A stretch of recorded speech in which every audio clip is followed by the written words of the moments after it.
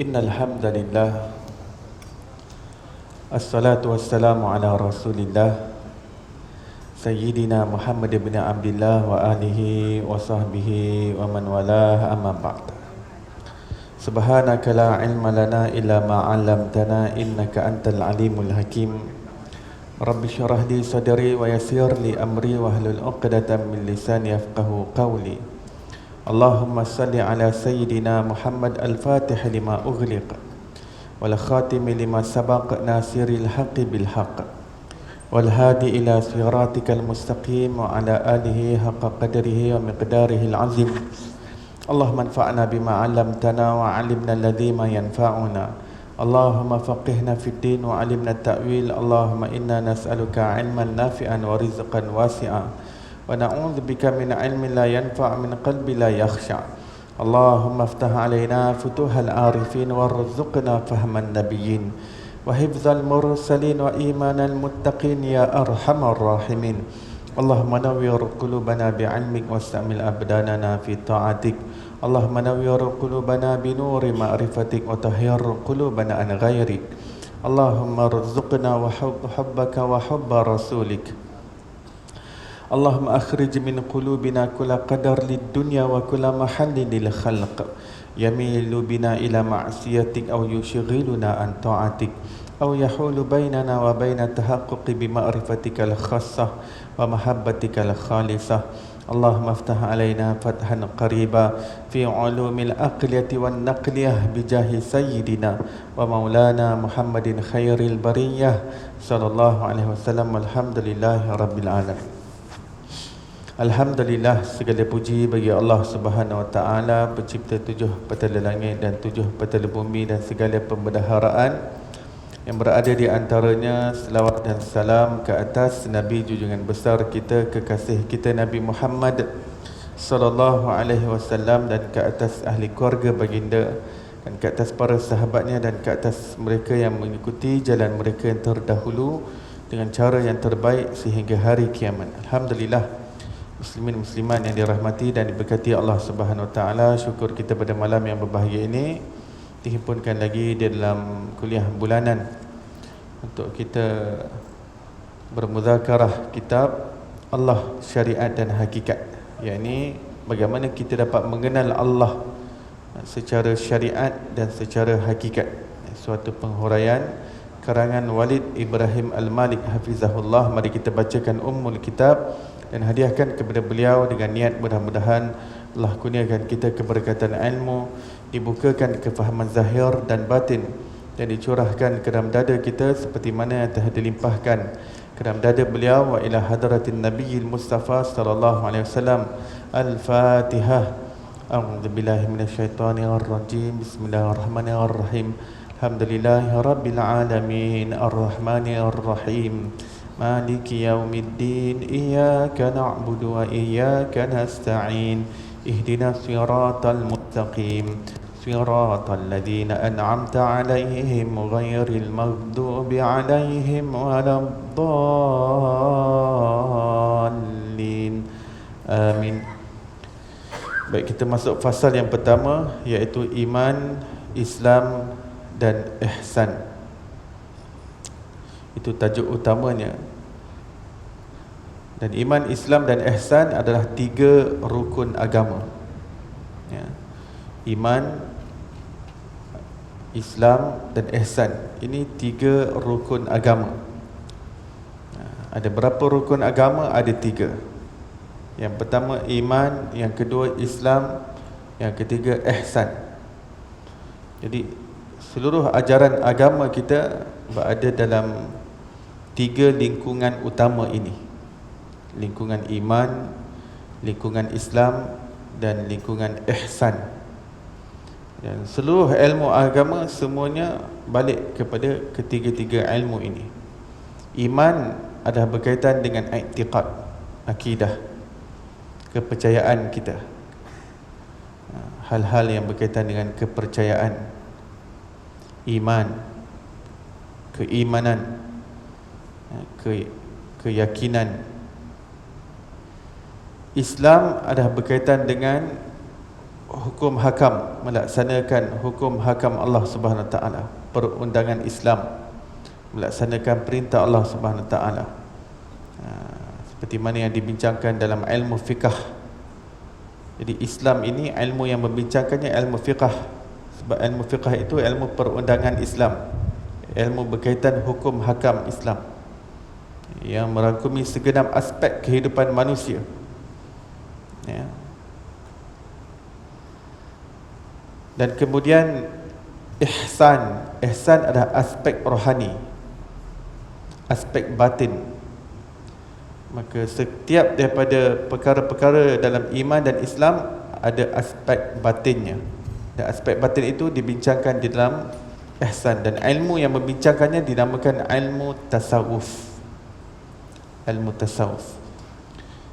Kerana itu 3 ilmu yang wajib kita belajar secara fardu ain sebagai orang Muslim, semuanya sekitar pada 3 rukun agama tadi, yang mana iman diwakili dengan ilmu akidah, atau nama lainnya ilmu tauhid, atau nama lainnya ilmu i'tiqad. Manakala Islam diwakili oleh ilmu fiqh, atau dipanggil ilmu hukum hakam Islam, atau ilmu syariah Islam, ilmu syara'. Manakala ihsan diwakili dengan ilmu tasawuf. Jadi ketiga-tiga ilmu ini, ilmu akidah, ilmu fiqh dan ilmu tasawuf, adalah ilmu yang wajib kita belajar. Setiap individu mukmin, sama ada yang kaya, yang miskin, raja atau rakyat jelata, bos ataupun anak kuli, orang bawahan, sama ada perempuan, lelaki, tua, muda, sihat, sakit, semua wajib belajar 3 ilmu tersebut. Tidak ada kompromi, ya. Dia adalah sesuatu yang indispensable, perkara yang tidak dapat tidak, ya. Kalau seseorang itu belajar banyak ilmu yang lain tapi dia tak belajar ilmu akidah, fiqh dan tasawuf, dia menzalimi diri dia sendiri, kerana dia tidak mengutamakan sesuatu yang patut dia kedepankan dalam kehidupan dia, untuk keselamatan dia di dunia dan akhirat, untuk kebahagiaan di dunia dan akhirat. Kerana segala yang berada di alam barzakh, di mahsyar, semua pertanyaan dan persoalan semuanya adalah seputar bagaimana kita mempraktikkan 3 perkara tadi, ya. Dan 3 perkara tadi dia dah merangkumi aspek zahir dan batin yang ada dalam Islam, yang ada dalam agama kita. Zahir, dia dah merangkumi segala yang sisi zahir dan sisi batin. Kerana itu apabila kita ikut Rasulullah, kita bukan sahaja ikut daripada segi zahir sahaja, tapi apa yang berada dalam batin Rasulullah sallallahu alaihi wasallam, ya. Dan apa yang berada dalam batin Rasulullah itu dibincangkan dalam ilmu tasawuf. Sifat seperti syukur, sabar, reda dengan ketetapan Allah, reda dengan takdir Allah, sifat sangka baik pada Allah, sangka baik pada makhluk Allah, sentiasa bersifat kasih sayang terhadap makhluk Allah. Kita sentiasa melihat makhluk dengan pandangan kasih sayang, seperti mana kita lihat ibu bapa kita dengan pandangan kasih sayang, kita lihat anak-anak kita dengan pandangan kasih sayang.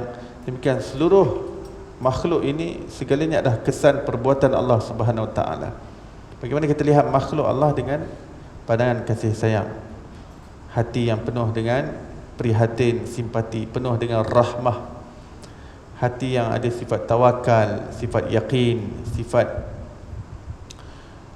pasrah dan berserah kepada Allah Subhanahu Wa Taala, taslim, hati yang sentiasa terpaut pada Allah Subhanahu Wa Taala. Itu semua adalah suasana hati Nabi sallallahu alaihi wasallam.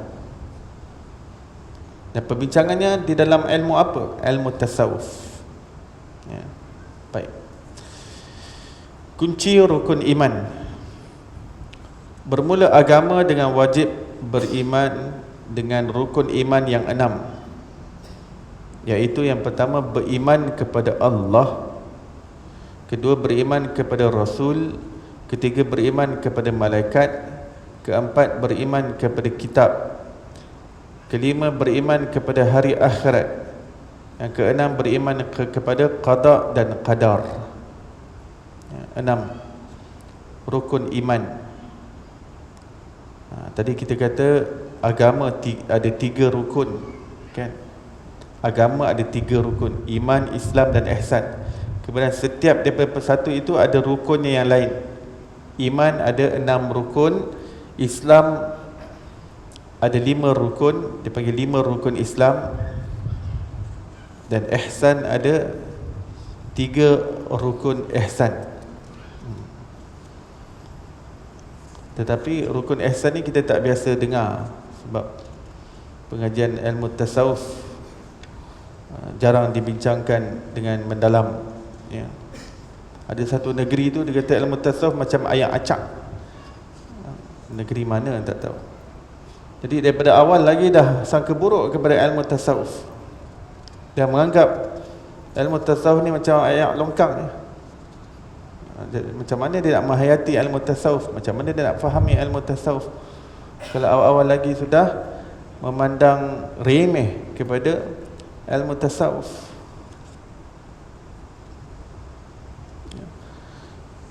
Jadi ilmu tasawuf yang disebut 3 rukun dalam ihsan.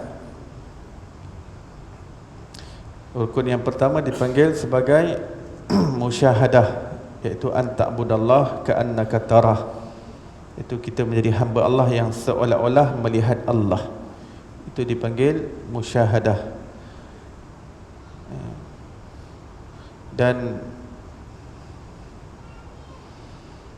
fa illam takun tarahu fa innahu yarak. Kalau kamu tak sampai kepada seolah-olah melihat Allah, hendaklah kamu yakin bahawa diri kamu dilihat Allah.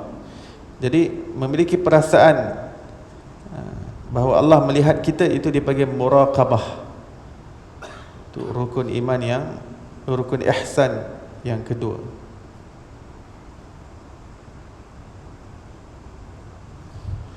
Rukun ihsan yang ketiga adalah an ta'budallah. Sebenarnya kemuncak kepada ihsan ini adalah pada an ta'budallah, iaitu benar-benar mencapai hakikat kehambaan kepada Allah Subhanahu Wa Taala. An ta'budallah ini lebih tinggi daripada ka'annaka tarah, dan lebih tinggi daripada fa illam takun tarahu fa innahu yarak.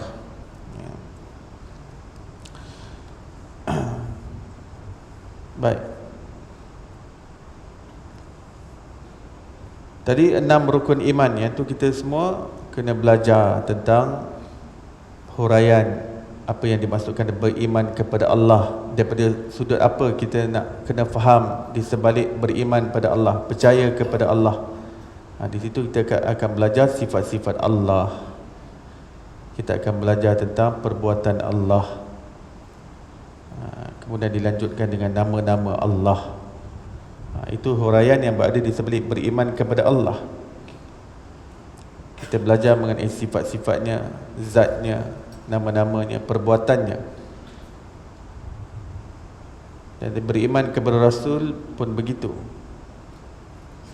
Belajar sifat-sifat, apa yang sifat ada pada Rasul, sifat yang wajib pada Rasul, sifat yang mustahil pada Rasul. Jadi setiap keimanan itu ada berapa Rasul yang wajib kita imani. Nanti beriman kepada malaikat, ada berapa malaikat yang wajib kita beriman dengannya. Maksudnya ada berapa malaikat yang wajib kita hafal, yang wajib kita tahu. Macam Rasul tadi 25 Rasul, itu jumlah yang wajib kita ketahui. Malaikat, ada 10 malaikat yang wajib kita ketahui. Kemudian beriman kepada kitab, apa penghuraiannya. Ini semua dibincangkan dalam akidah. Ada 4 kitab yang wajib kita imani: Zabur, Taurat, Injil, Quran. Dan beriman pada hari akhirat, apa yang wajib kita tahu tentang hari akhirat, bila bermulanya hari akhirat, apa yang berlaku di hari akhirat. Huraiannya ada detail. Siapa yang mula-mula bangkit daripada kuburnya? Siapa yang akan memegang syafaat yang besar di akhirat? Apa yang dinamakan sebagai titian sirat? Apa itu mizan? Apa itu mahsyar? Apa itu barzakh? Apa itu buku catatan amalan? Itu semua dibincangkan di bawah beriman kepada hari akhirat. Yang keenam, beriman kepada qada dan qadar. Apa yang dimaksudkan dengan qada? Apa yang dimaksudkan dengan qadar? Jadi itu kita bincangkan dalam ilmu akidah, dan kita faham ini adalah asas dalam agama kita. Asas agama kita dibina di atas asas yang kuat. Baik, Syekh Ahmad Al-Fatani menyatakan bahawa kunci utama keimanan pada rukun iman adalah keimanan kepada Rasul. Ini kerana Rasul adalah penghubung antara kita dengan Allah dan segala alam ghaib. Kalau tanpa Rasul, kita tak tahu kita sekarang berada dalam agama apa. Kita tak tahu kita berada dalam zulumat kegelapan yang bagaimana sekarang ini kalau tidak ada Rasul yang membimbing kita dengan pedoman yang diberikan kepada kita dengan wahyu daripada Allah yang disampaikan kepada kita. Jadi para Rasul, mereka yang menyebabkan kita kenal Allah Subhanahu Wa Taala, kita kenal akhirat, kita kenal malaikat, kita kenal Al-Quran, kita kenal qada dan qadar.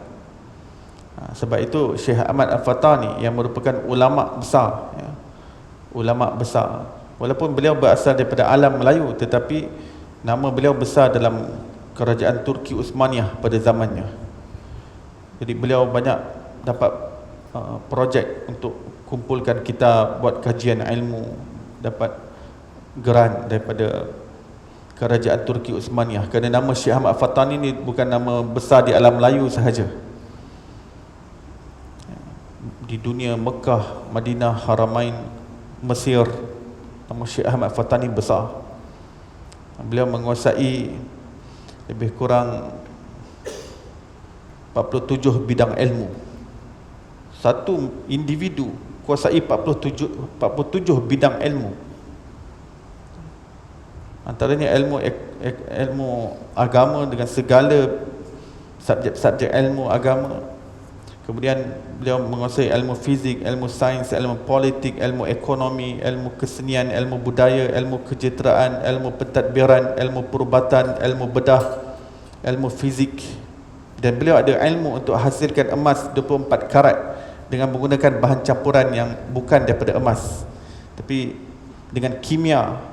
Beliau ada ilmu macam mana nak tukarkan suatu sebatian dan campuran menjadi emas. 47 bidang ilmu beliau ada. Meninggalnya beliau daripada dunia ni bawa 47 bidang ilmu bersama dengannya. Jadi kefahaman beliau ni dahsyat.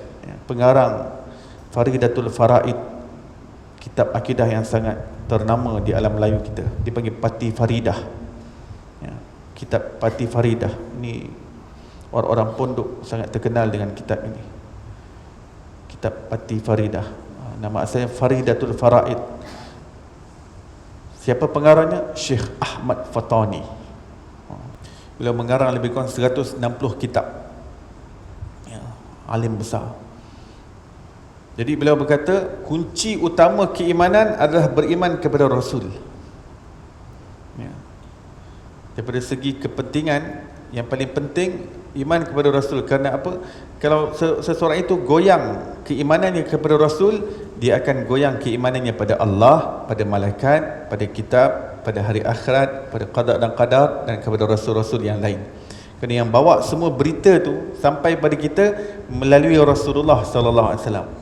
Goyang hubungan kita dengan Rasulullah, goyang kepercayaan kita pada Rasulullah, dia goyang habis segala yang dibawa oleh Rasulullah sallallahu alaihi wasallam. Ini ulama bagaimana mereka memahami sesuatu ilmu itu, di mana kuncinya. Akal manusia amat terbatas untuk mencari jawapan kepada semua persoalan dan misteri kehidupan. Akal hanya boleh mengetahui pada hukum zahir sahaja. Malah sehingga kini pun banyak rahsia alam yang zahir ini masih lagi tidak dapat ditemui jawapan oleh para pemikir. Akal kita ni amat terbatas. Kita perlukan panduan wahyu untuk menerobos kepada alam yang lebih tinggi, alam yang tak dapat dilihat dengan mata kasar kita, alam yang luar jangkauan pemikiran akal manusia, yang amat terbatas. Banyak benda kita tak dapat faham,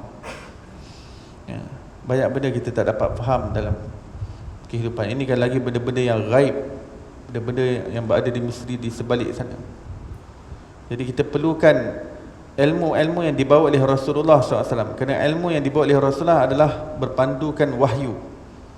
Wahyu ini yang menyebabkan kita dapat menembus ke alam gaib untuk mengetahui ilmu-ilmu yang berkaitan dengannya, ilmu tentang padang mahsyar. Akal kita tak mampu nak fikir tentang hari kebangkitan, hari mahsyar, hari perhisaban, hari perhitungan, hari berhadapan dengan pencipta. Akal kita lemah untuk nak sampai kepada situ. Tapi dengan panduan wahyu, dia bawa kita kepada mahsyar. Dia bawa pemahaman kita kepada mizan, bawa kepada kita siapa nanti yang akan paling utama sekali di sisi Allah ketika di hari akhirat. Siapa yang akan berada di atas maqam yang terpuji, maqam yang tertinggi di sisi Allah di hari akhirat, pemegang syafaat uzma, syafaat yang teragung. Jadi dengan bimbingan wahyu dan sabdaan Rasul, kita dapat sampai ke situ pemahaman kita. Akal kita terbatas untuk nak tahu ada di sebelah kiri dan kanan kita malaikat yang mencatat amalan kita. Akal kita terbatas untuk nak tahu yang kita ni Allah Ta'ala tugaskan sekretari yang tidak berpisah dengan kita, menulis apa sahaja yang kita lakukan, yang kita tuturkan, tidak tanduk kita, gerak geri kita, semua ditulis. Akal kita tak mampu nak fikir. Tapi dengan panduan wahyu, kita dapat mengetahui bahawa sebelah kanan kita ada malaikat, sebelah kiri kita ada malaikat. Mata melihat mayat di hadapan dan akal tiada dapat memberi jawapan apa misteri di sebalik mayat tersebut, bagaimana keadaannya selepas mati, dan seterusnya ke mana ia akan pergi. Kita sentiasa hadir jenazah. Kadang-kadang jenazah itu kawan baik kita, ahli keluarga kita, orang yang rapat dengan kita. Dahulu sentiasa bersenda gurau dengan kita, berseloka dengan kita, berjenaka dengan kita, banyak sembangnya, banyak boraknya. Tiba-tiba kita lihat dia sudah menjadi sekujur tubuh yang kaku, tidak bergerak, nadinya tidak berdenyut, jantungnya tidak berdegup, mulutnya tidak bergerak. Kalau ada lalat yang hinggap, dia tidak tepis lagi. Dan kita tak tahu apa yang dia sedang alami sekarang ni. Dahulu kita bertempur tampar dengan dia, kita berborak sambil bergelak. Tapi hari ini kita dah tengok dia dalam keadaan yang pucat, segalanya kaku dan menjadi keras.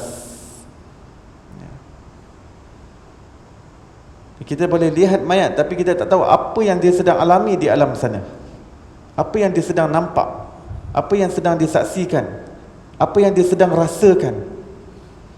Kita terbatas, akal terbatas. Dengan panduan wahyu, kita dapat tahu apa yang berlaku kepada roh si mayat tadi ketika dia di pembaringan, ketika orang datang menziarahi jenazahnya, apa yang berlaku pada rohnya ketika dia dimandikan oleh tukang mandi jenazah, apa yang diucapkan olehnya ketika dia diiring untuk menuju ke perkuburan. Bila masuk dalam tempat untuk nak kenderaan untuk nak ke perkuburan, apa yang dijeritkannya, apa yang dilaungkannya. Ketika manusia berkumpul di perkuburannya, ketika badannya hendak dilabuhkan, diturunkan ke liang lahat, apa perkataannya?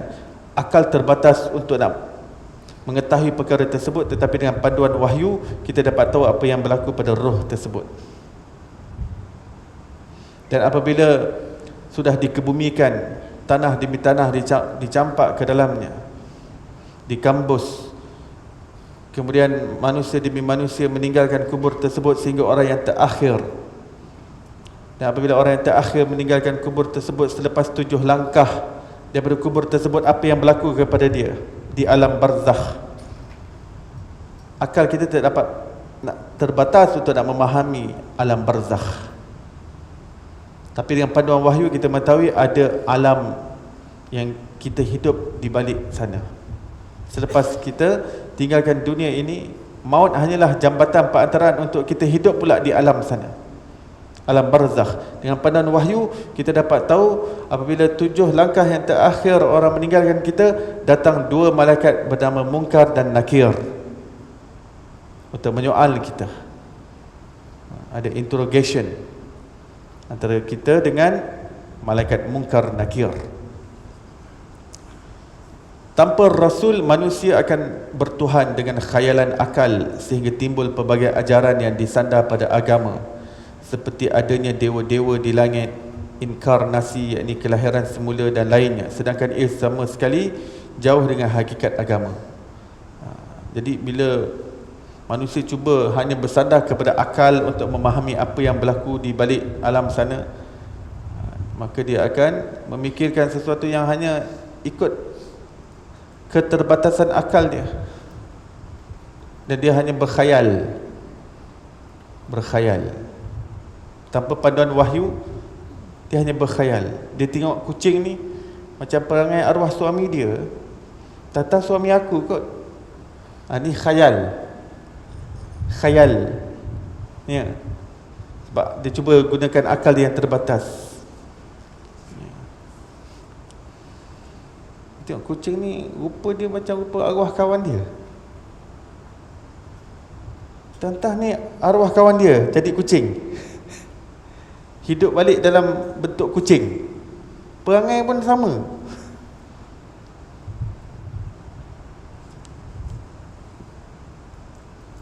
Cara makan pun sama. Macam mana tu? Itu khayalan. Manusia berkhayal.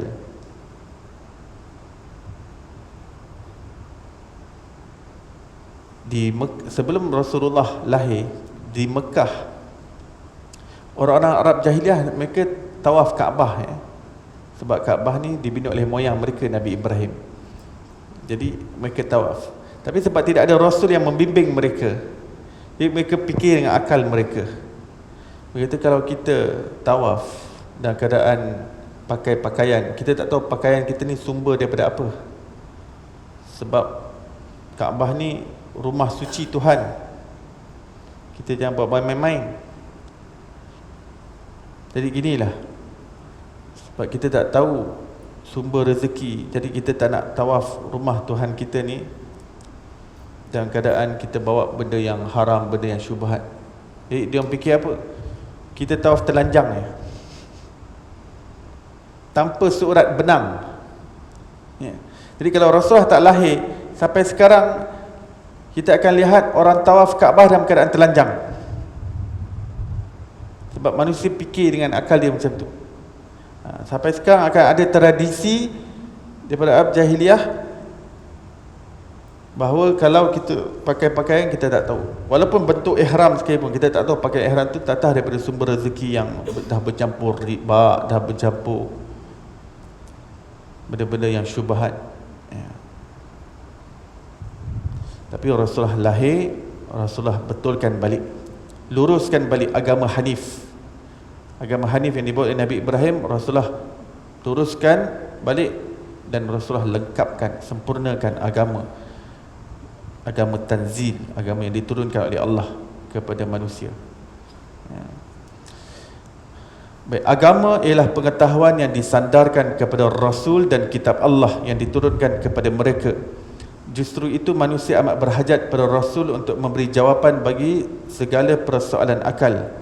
Maka jawapan kehidupan ini hanya dapat dihuraikan apabila adanya keimanan seorang itu kepada Rasul.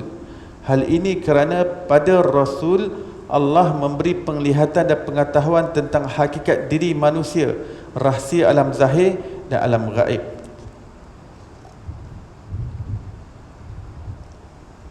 Ya, Rasulullah SAW, apa sahaja yang baginda ajarkan kepada kita, segalanya itu telah dialami oleh Rasulullah SAW, dilihat oleh Rasulullah SAW. Ianya merupakan pengalaman peribadi Nabi SAW, hakikat yang dicapai oleh Rasulullah sallallahu alaihi wasallam.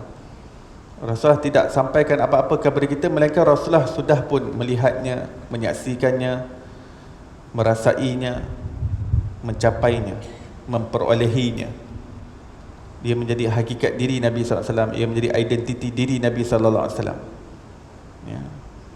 Apa saja doa yang Nabi ajar pada kita, semua kandungan doa tu dah ada pada diri Nabi. Tidak ada yang Nabi ajar dulu tapi Nabi tak ada lagi benda tu. Tak ada. Ya. Nabi adalah Nabi apabila apa yang diajarkan tu semua ada pada diri dia. Hatta doa yang Rasulullah ajar semua dah ada pada diri Nabi sallallahu alaihi wasallam. Contoh Rasulullah ajar kita doa, kita minta redha Allah dan syurga Allah. Allahumma inni as'aluka ridhaka wal jannah wa na'udzubika min sakhatika wan nar. Ya Allah, kami meminta kamu redamu dan syurgamu, dan aku memohon perlindungan daripada kemurkaanmu dan nerakamu. Apa yang Rasulullah minta tu sebenarnya sudah pun terjadi pada diri Rasulullah. Rasulullah adalah orang yang dapat reda Allah, orang yang paling diredai oleh Allah Subhanahu Wa Taala. Tidak ada siapa yang lebih diredai oleh Allah di alam ini melainkan Nabi sallallahu alaihi wasallam. Sebab tu dalam Quran kata, wahai Muhammad, palingkanlah daripada Masjid Aqsa ke Masjidil Haram sebagai kiblat dalam solat, kerana itu adalah kiblat yang kamu suka, yang kamu redha. Sampai kiblat pun Allah tukarkan mengikut apa yang diredai oleh Nabi-Nya Nabi SAW. Kerana apa? Kerana Allah ni sangat reda dengan Nabi SAW. Jadi apa saja yang Rasulullah reda, itulah keredaan Allah Subhanahu Wa Taala. Apa yang disukai Nabi, itulah yang disukai oleh Allah Subhanahu Wa Taala. Dan syurga, Rasulullah dah penghulu syurga. Bukan sahaja penghulu syurga, baginda adalah kunci syurga. Rasulullah ajar kita untuk minta syurga.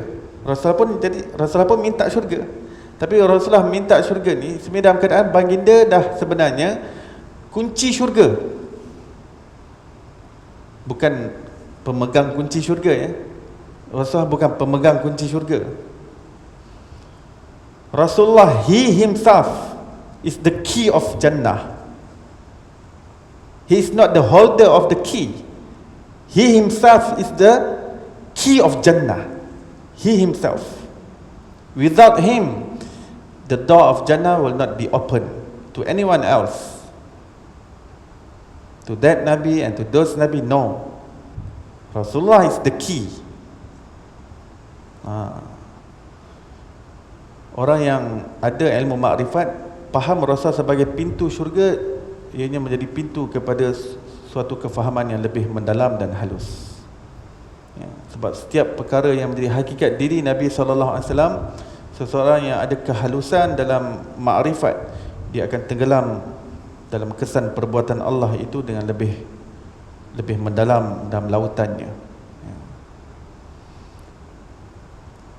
Orang yang ada ilmu makrifat bila dengar sebenarnya orang yang memiliki maqam mahmud, maqam yang terpuji itu Rasulullah, dia akan tenggelam dalam lautan maqam mahmud. Bukan sekadar tahu, oh maqam mahmud, oh itu doa lepas azan. Dia bukan sekadar itu. Dia tenggelam dalam mahmud, maqam mahmud, pemegang panji kepujian, apa yang berada di sebaliknya, apa yang dimasukkan naungan di bawah panji kepujian yang dipegang oleh Rasulullah sallallahu alaihi wasallam. Jadi dengan perjalanan rohani, dengan penyucian hati, dia menyingkapkan kepada kita hakikat demi hakikat. Dan sesuatu yang paling agung untuk terbuka adalah hakikat diri Nabi sallallahu alaihi wasallam. Kerana hakikat Allah kita dah tak boleh kenal. Kita tak dapat kenal hakikat Allah. Apa yang Allah izinkan untuk kita kenal hakikat di sebalik kesan perbuatan Allah Subhanahu taala. Dan daripada segala kesan perbuatan Allah, yakni segala makhluk ini, yang tertinggi, yang tersempurna, yang teragung, yang terindah, yang terlengkap adalah diri Nabi Muhammad sallallahu alaihi wasallam. Hatta doa lepas azan yang Rasulullah ajarkan kepada kita untuk minta doa.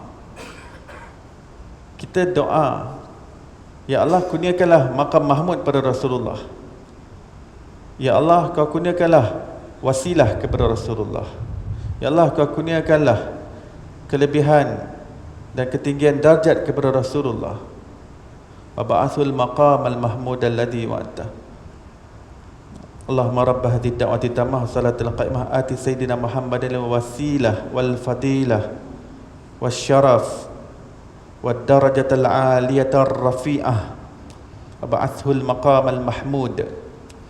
Semua yang kita minta ni, yang ajarkan doa tu Rasulullah SAW.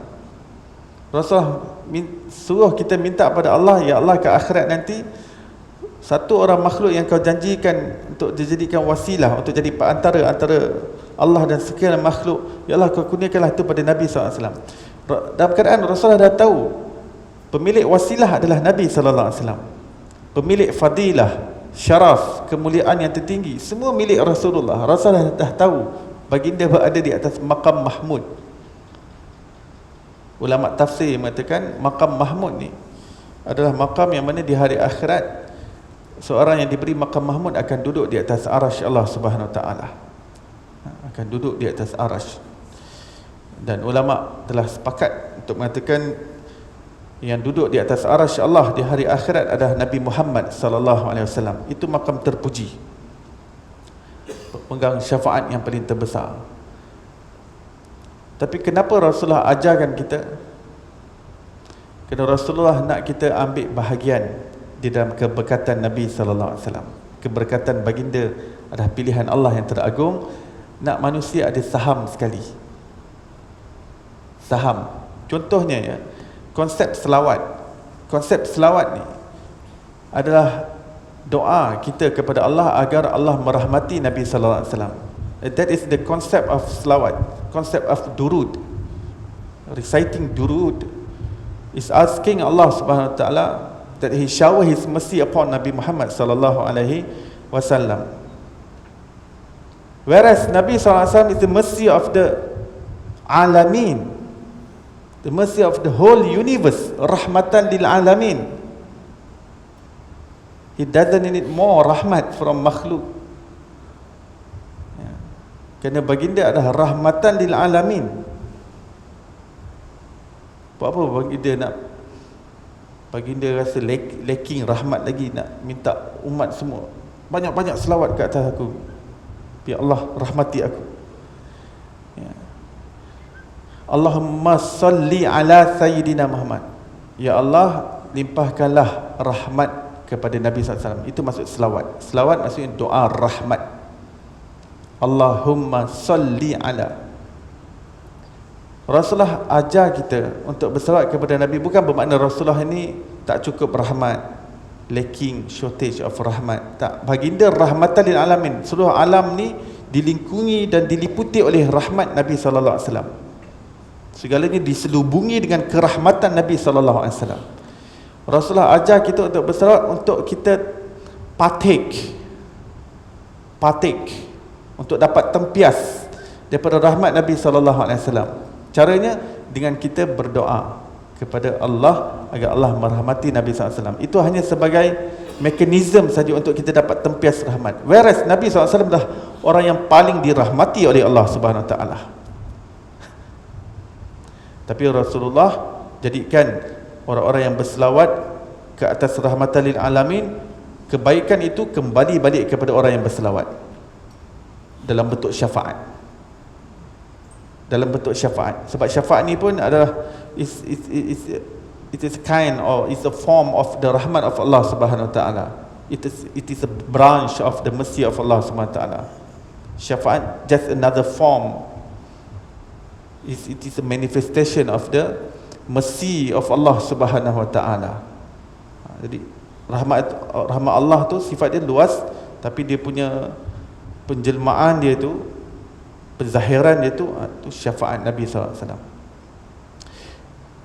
Dan siapa yang berselawat ke atas Nabi, Allah berselawat ke atas orang tersebut 10 kali. Jadi Rasulullah itu bukan ada shortage dalam rahmat. Baginda paksi rahmat, paksi pusat kepada segala rahmat Allah.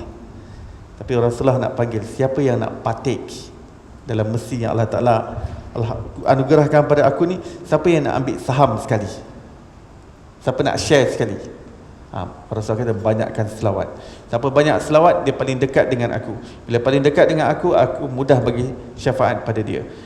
Dan berkenaan dengan doa lepas azan, siapa yang doa lepas azan, aku menjanjikan syafaatku padanya di hari akhirat kelak. Aku jamin. Tuntut daripada aku, jumpa aku ke akhirat, bawa amalan doa lepas azan kamu. Allahumma rabbah hadhihi da'wati tamma salatin qa'imah ati sayyidina Muhammadan wasilatul fadilah. Yang ni doa lepas azan kita jangan tinggalkan. Ya. Jadi apa saja yang Rasulullah ajar pada kita, semua Rasulullah pernah lihat, pernah nampak. Rasulullah cerita pada kita pasal syurga. Nabi SAW pernah nampak syurga, pernah masuk dalam syurga. Baginda mengingatkan kita tentang bahaya neraka. Baginda pernah dibawa masuk dalam neraka dalam keadaan baginda masih hidup lagi. Baginda tak meninggal lagi, baginda masih hidup lagi. Ketika baginda di Mekah, malaikat Jibril bawa, ada trip, ada tour, bawa masuk syurga, bawa masuk neraka. Baginda bagi tahu kita ada 7 petala langit, ada 7 petala bumi, ada malaikat-malaikat yang rukuk, yang sujud. Baginda lihat dengan pandangan mata baginda setiap lapisan dan petala langit dan bumi. Baginda kenalkan kita tentang Tuhan kita, Allah. Dan baginda pernah melihat Allah Subhanahu Wa Taala. Rasulullah kenalkan kepada kita Allah, dan cukup kita percaya kepada Nabi SAW. Dia pernah jumpa Allah, dia pernah melihat Allah, dan dia adalah seorang yang amanah. Kita trust on Nabi SAW, cukup. Walaupun sepanjang hidup kita daripada kecil, mak bapak kita cakap Tuhan kita Allah, kita tak pernah nampak Allah, mak bapak kita pun tak pernah nampak Allah, tak apa, kita terus menyembah Allah tanpa mata kasar kita tak pernah melihat Allah. Kenapa? Sudah cukup Nabi kita pernah lihat Allah, dan dia balik ke bumi ini bagi tahu kepada kita Allah itu wujud. Aku dah nampak Allah, aku dah lihat Allah. Itulah ketika Isra dan Mi'raj, baginda melepasi Sidratul Muntaha, suatu tempat yang malaikat Jibril pun tidak dapat melepasinya. Dan Nabi SAW diizinkan untuk melihat Allah Subhanahu Wa Taala, berdialog dengan Allah, bercakap dengan Allah, menerima perintah solat secara langsung daripada Allah Subhanahu Wa Taala. Rasulullah SAW mengajarkan kepada kita wujudnya Lauh Mahfuz. Rasulullah pernah nampak Lauh Mahfuz, dan Rasulullah mendengar tulisan takdir di dalamnya, tulisan kalam yang menulis takdir. Rasulullah bagi tahu kita tentang jin di alam gaib. Dan Quran menceritakan Rasulullah jumpa kelompok jin dan dakwah pada mereka. Dan hadis bagi itu Rasulullah dapat mengislamkan jin qarin, jin yang mendampingi Rasulullah SAW. Rasulullah berjaya dakwahkan dia dan islamkan dia. Ya, apa saja yang Rasulullah ajar pada kita, benda tu dah memang ada pada diri Nabi SAW. Ya. Baginda mengajarkan kita doa untuk minta nur, dipanggil doa nur. Allahumma ja'al fi qalbi nura wa fi basari nura. Ya Allah, jadikan penglihatanku cahaya, mata pendengaranku cahaya, diriku cahaya, jadikan keseluruhanku cahaya. Rasulullah itu sendiri adalah cahaya. Dalam Quran menerangkan Rasulullah sirajam munira, lampu yang terang, cahaya yang benderang. Quran mengatakan qad ja'akum minallahi nurun wa kitabun mubin. Allah memanggil Rasulullah sebagai perkataan nur. Rasul itu keseluruhan nur. Ya, manusia, bagi dia manusia yang bercahaya. Ya, manusia tetap manusia, tak jadi malaikat. Ya, sesuatu itu apabila dia adalah nur, tak semestinya dia serta-merta menjadi malaikat. Ya. Bila kita kata Rasulullah nur, tak menafikan yang pada diri Rasulullah juga ada unsur tanah. Seperti kita kata bulan itu cahaya, kita tak menafikan yang bulan itu pun ada struktur-strukturnya yang tersendiri. Maka kita mensabitkan apa yang Allah Ta'ala sebutkan tentang Rasulullah. Allah sebutkan bagi dia adalah nur, maka bagi dia adalah nur. Tanpa kita menafikan sisi kemanusiaan yang ada pada diri Rasulullah, tanpa menafikan ada unsur tanah pada diri Rasulullah, ada unsur air pada Rasulullah sallallahu alaihi wasallam. Ya. Akan tetapi ulama menyatakan unsur yang paling dominan yang ada pada diri Rasulullah adalah cahaya. Ya. Kalau Rasulullah keseluruhan diri beliau bukan cahaya, bagi dia tak mengajarkan kepada manusia untuk berdoa minta cahaya. Tidak mungkin Rasulullah mengajarkan kepada sesuatu yang Rasulullah masih belum mendapat hakikatnya, ataupun itu bukan hakikat diri Nabi SAW. Tidak ada. Ya. Keimanan adalah kepercayaan yang ditasdik, iaitu yang diiyakan, yang diyakini benar pada hati tanpa ragu. Para sahabat memulakan keimanan mereka dengan beriman kepada Rasulullah SAW. Melalui proses kajian dan penelitian siapa Nabi Muhammad SAW dari sudut akhlak, kehidupan keluarga, tanda-tanda kenabian dan sebagainya, sebelum para sahabat Nabi berbaiat dengan 2 kalimah syahadah. Para sahabat, Sayyidina Abu Bakar katakan, sahabat yang pertama sekali beriman kepada Nabi SAW. Dalam keadaan Sayyidina Abu Bakar ni sudah kenal Rasulullah sejak kecil lagi. Sayyidina Abu Bakar beza umur 2 tahun dengan Nabi. Beliau adalah rakan sepermainan Nabi, membesar bersama, orang kampung sama. Bila meniaga, sama-sama berniaga, sama-sama jadi businessman. Jadi memang tahu hati budi Nabi SAW. Ya. Dengan keimanan pada Rasul tanpa ragu, membawa mereka mengimani segala rukun iman yang lain dengan yakin. Seperti mana para sahabat telah meyakini Nabi SAW, dan berita tentang Rasulullah itu telah disampaikan oleh sahabat pada tabi'in kepada tabi'ut tabi'in, kemudian kepada generasi setelahnya, sampailah pada kita. Kita dapat kenal ada figure yang hebat nama Nabi SAW, dan kita dapat kenal ciri-cirinya, sifat-sifatnya, peribadinya, wataknya, bentuk rupa parasnya, syama'il yang kita belajar dalam ilmu syama'il. Semua itu hadis yang diriwayatkan secara perekodan yang teliti dan cermat oleh para muhaddisin sejak zaman sahabat.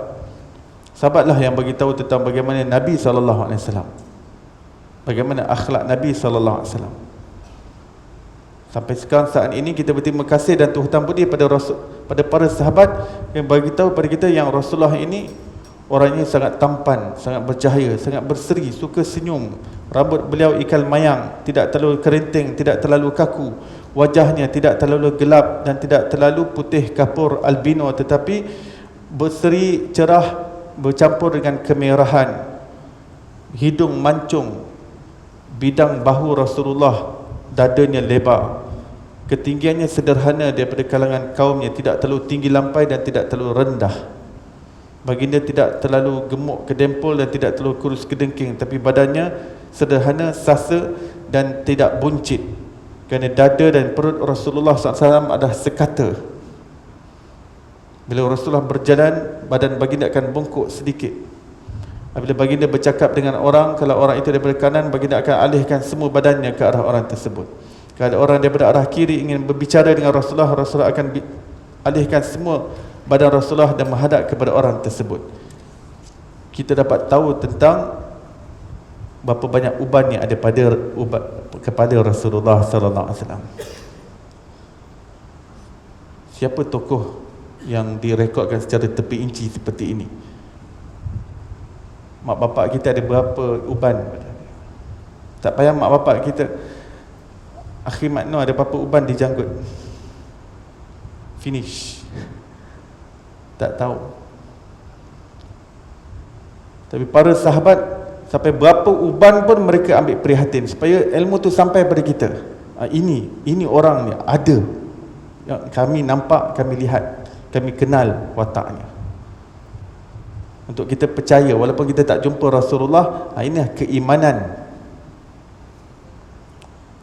Akal mereka, yakni akal para sahabat, menolak seorang Rasul itu berdusta, tiada amanah, tiada bijaksana dan menyembunyikan ilmu. Tidak mungkin Rasul seperti itu. Beriman kepada sifat wajib bagi Rasul disimpulkan kepada 4, iaitu siddiq. Rasul itu pasti orang yang bercakap benar, tidak pernah berdosa. Sebelum Rasul jadi Nabi pun, orang Mekah tak pernah berpengalaman melihat Rasulullah ini khianat, membelot, berdusta, berbohong. Mereka tak pernah lihat Rasulullah begitu. Yang kedua, baginda adalah amanah, dipercayai. Orang-orang Mekah, kalau mereka nak bersafar, mereka akan tinggalkan barang pada Rasulullah SAW. Sebab baginda digelar Al-Amin, orang yang terpercaya. Sebab tu ketika para sahabat semua sudah berhijrah, Nabi tinggal dengan Sayyidina Abu Bakar saja. Sebab Rasulullah perlu menguruskan barang-barang yang orang kafir tak beriman pada Nabi, tapi tak ada siapa yang lebih percaya untuk mereka nak jadikan bank untuk nak letak barang mereka, barang berharga. Jadi mereka letak pada Nabi Muhammad SAW. Tak malu kan? Tak percaya, tak beriman pada Nabi, kutuk Nabi, tapi bab harta yang berharga letak pada Nabi SAW nak simpan. Sampai Rasulullah terpaksa, sebab baginda adalah orang yang amanah. Baginda tak kaut semua tu, kamu semua telah mengusir aku, baik aku bawa ni ke Madinah. Tak. Baginda kasih lepas batch sahabat ke Madinah. Baginda tunggu dengan Sayyidina Abu Bakar dan Sayyidina Ali. Dan baginda mengatakan kepada Sayyidina Ali, Ali, kamu duduk di Mekah dulu, aku akan bergerak pada waktu malam dengan Abu Bakar, tapi ini karung untuk si fulan, karung ni untuk si fulan, karung ni untuk si fulan, dan aku akan jumpa kamu di Madinah. Sayyidina Ali kata, bila Rasul kata jumpa di Madinah, malam ni aku dapat tidur nyenyak. Sayyidina Ali tahu malam tersebut orang tengah cari Rasulullah nak bunuh. Tapi bila Nabi SAW kata kita jumpa di Madinah, Sayyidina Ali dah yakin yang pasti dia akan selamat, akan jumpa di Madinah. Jadi bila Rasulullah dah bergerak, Sayyidina Ali tengok tak ada orang, selimut terus. Selimut. Dia tahu itu yang berbahaya, sebab lagi kalau musuh masuk boleh terus tikam dia. Sebenarnya memang hampir ditikam pun. Ketika musuh masuk ingin ditikam, tiba-tiba ada orang jerit, nanti dulu, tarik dulu selimut, tengok siapa. Tengok Sayyidina Ali tengah tidur lena. Wujud, Ali, mana Muhammad? Aku tak tahu. Dah pergi dah. Yang ketiga, tabligh, yakni menyampaikan. Tidak mungkin Rasulullah menyembunyikan ilmu yang wajib untuk disampaikan kepada seluruh manusia. Nabi tak wajib untuk sampaikan semua ilmu, tak wajib. Semua yang Rasulullah tahu tak wajib untuk sampaikan. Rasulullah wajib sampaikan apa yang manusia wajib ketahui. Kerana sudah tentu ilmu yang ada pada diri Rasulullah itu banyak lagi rahsia yang Allah Ta'ala bagi pada baginda, yang tak wajib untuk dibagi tahu pada umat ini, cukup untuk baginda mengetahuinya. Dan yang keempat adalah fatanah, bijaksana. Demikian adalah 4 sifat yang wajib bagi Rasul. Wallahu a'lam, insya-Allah. Pada pengajian akan datang kita akan sambung pada tajuk Nur. Tolong ingatkan, tolong tanda tajuk Nur. Sebab dalam perjalanan rohani menuju Allah, kita kena ada ilmu yakin. Ilmu yakin adalah ilmu makrifat. Dan antara ilmu makrifat ini adalah berkaitan dengan apa yang Allah perbuat pada alam ini. Dan antara yang teragung adalah Nur.